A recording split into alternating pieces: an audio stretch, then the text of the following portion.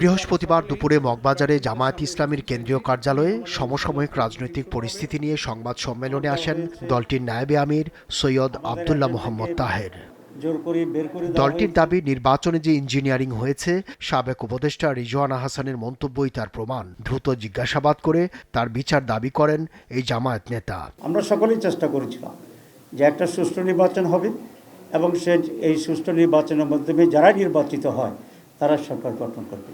এই যে জাতির আকাঙ্ক্ষা, এই যে জুলাই লড়াই, এই যে জীবন দেওয়া, এই যে রক্ত, এই যে আমাদের রাজনীতির গতিপথকে পরিবর্তন করে দেওয়ার যে গাদ্দারি, দালালি, জাতির সাথে বিদ্রোহ, এই সব কিছুর জন্য এরা দায়ী।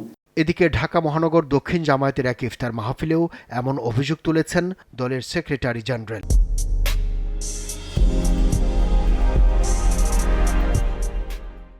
তিনি বলছেন যে আমরা সেটা দেইনি, আমরা তাদেরকে থামিয়ে দিয়েছি।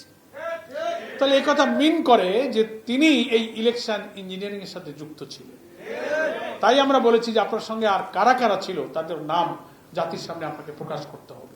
রিজওয়ানা হাসানের আত্মস্বীকৃত এই অপরাধের জন্য তাকে জিজ্ঞাসাবাদের মুখোমুখি করা হোক, তার সঙ্গে আর কারা ছিলেন সেই তথ্য বের করা হোক।